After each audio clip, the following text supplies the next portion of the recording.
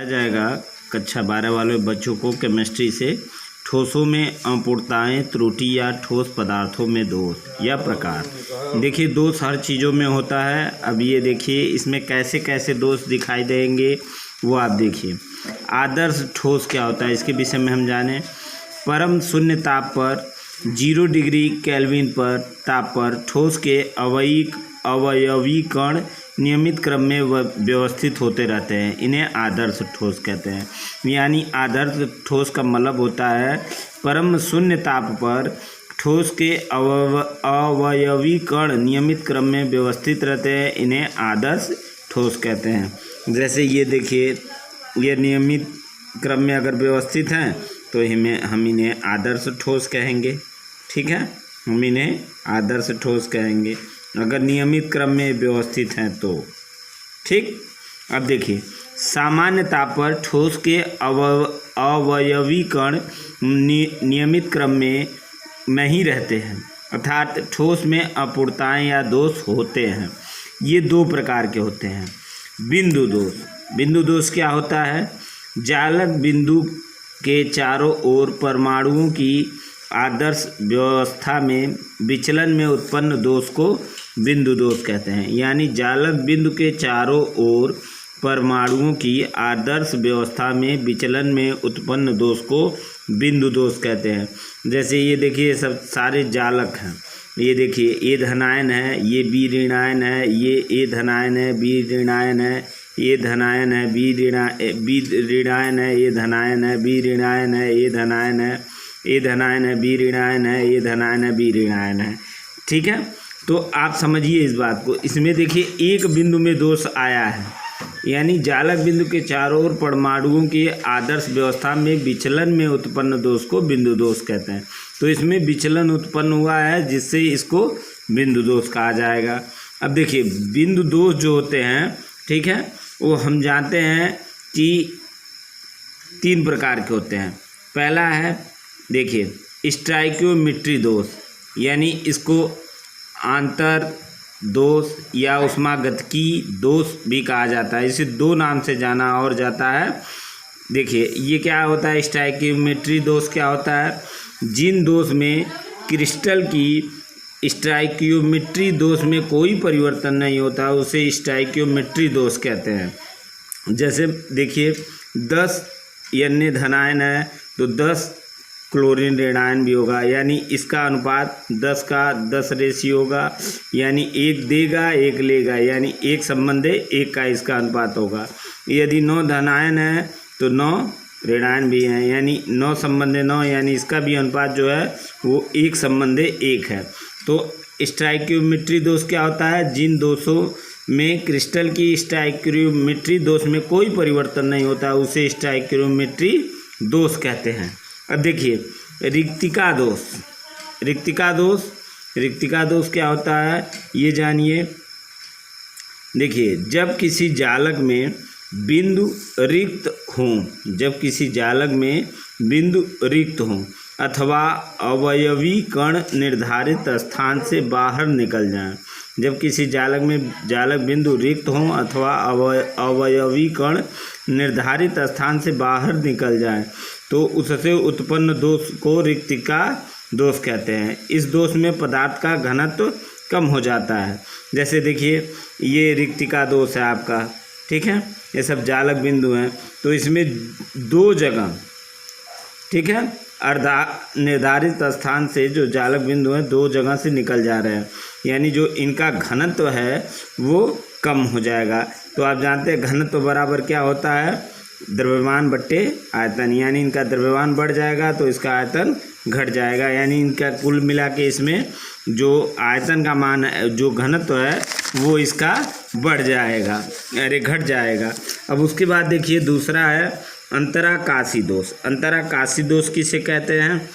क्रिस्टलीय संरचना में जब कुछ अवयवीकरण अंतराकाशी स्थानों में चले जाते हैं, यानी क्रिस्टलीय संरचना में जब कुछ अवयवीकरण अंतराकाशी स्थानों में चले जाते हैं तो उत्पन्न दोष अंतराकाशी दोष कहलाता है।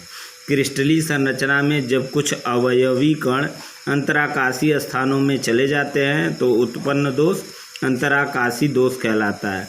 यानी घनत्व बराबर तब क्या हो जाता है, m/b, यानी द्रव्यमान बटे आयतन। तो यहाँ जो द्रव्यमान है उसका मान बढ़ जा रहा है, इसलिए इसका घनत्व जो हो जाएगा वो घनत्व भी बढ़ जाएगा। इस तरह के दोषों में घनत्व बढ़ जाता है। देखिए जैसे घनत्व है m/v, तो देखिए यहाँ जो संरचना दिखाई गई है वहाँ पर देखिए एक में मध्य में बिंदु आ जा रही है, ये सारे क्रिस्टल जालक हैं। यहाँ भी देखिए बिंदु आ जा रही है, यहाँ पर भी इसका मान बढ़ जा रहा है, ठीक है। तो इसकी संरचना बढ़ जाती है, घनत्व तो इसका बढ़ जाता है। कब?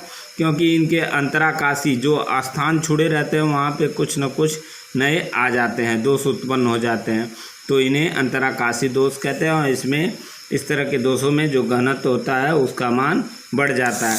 अब आपको आपकी जानकारी के लिए मैं बता दूं कि जालक बिंदुओं की पूर्ण पंक्तियां दोष हों तो इसे रेखीय दोष कहते हैं।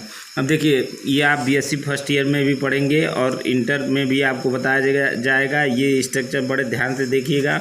दोष हर इंसान में दोष होता है, उसी तरह क्रिस्टलों में भी दोष होता है, जालकों में भी दोष होता है। ये दोष दो प्रकार का होता है, एक बिंदु दोष होता है और एक रेखीय दोष होता है। अब देखिए बिंदु दोष को हम हिंदी में रस समीकरण मितीय दोष कहते हैं, रस समीकरण मितीय दोष कहते हैं। और ये दोष जो होते हैं वो 4 प्रकार के होते हैं, स्टाइकियोमेट्री दोष, रिक्तिका दोष, अंतराकाशी दोष, साटकी दोष, फ्रैंकल दोष, ठीक है। तो यह जो स्टाइकियोमेट्री दोष जो होते हैं ये एक दोष है, तो इसमें 4 दोष है। तो देखिए ये अनआयनित ठोस होते हैं, ये जो इसमें जो ठोस पाए जाते हैं वो अनआयनित होते हैं, यानी धन आयन या ऋण आयन की इसमें संभावना अधिक होती है। और जो साटकी दोष या फ्रैंकल दोष होते हैं वो आयनिक ठोस होते हैं, यानी ये आयनों के ऊपर ही निर्भर रहते हैं ये 2 दोष। और ये जो 2 दोष होते हैं वो अनआयनिक दोष होते हैं। अब देखिए दूसरी तरफ रेखीय दोष में देखिए और रस समीकरण मितीय दोष इन्हें कहते हैं, यानी नॉन स्टाइकियोमेट्री दोष कहते हैं।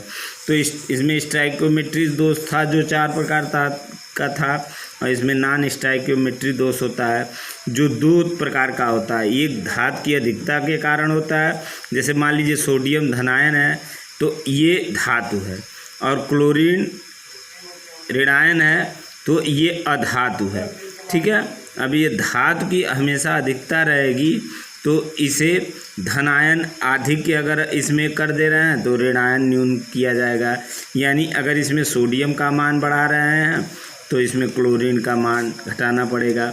और धनायन न्यूनता यानी अगर इसमें सोडियम का मान घटा रहे हैं तो इसमें ऋणायन अधिकता, यानी इसमें किसी न किसी ऋणायन का मान हमको अधिक बढ़ाना है, चाहे वो क्लोरीन हो, 1 से 2 लगा देंगे, 3 लगा देंगे, यानी ऋणायन अधिकता इसमें बढ़ानी है। यही टोटल दोष है, आपको पढ़ाया जाएगा। जालक बिंदुओं की पूर्ण पंक्तियाँ दोष हैं तो इसे रेखीय दोष कहते हैं। यानी रेखीय दोष किसे कहते हैं कि जालक बिंदुओं की पूर्ण पंक्तियों में यदि दोष हो तो इसे रेखीय दोष कहते हैं। फिर से समझिए, जो बिंदु दोष होता है वो ऐसे होता है, जैसे मान लीजिए गोला बना है, ऐसे समझिए ये गोला बना हुआ है, ठीक है। तो अगर एक जगह दोष है तो इसे हम बिंदु दोष कहेंगे, इसे हम बिंदु दोष कहेंगे। और मान लीजिए ये गोला बना हुआ है, इसी प्रकार का दूसरा गोला बना हुआ है और उसमें सारे जगह दोष है, सारे जगह दोष है, तो इसे रेखीय दोष कहेंगे। मुझे उम्मीद है आपको ये चीज़ें पसंद आई होंगी और पूरी तरह समझ में आई होंगी।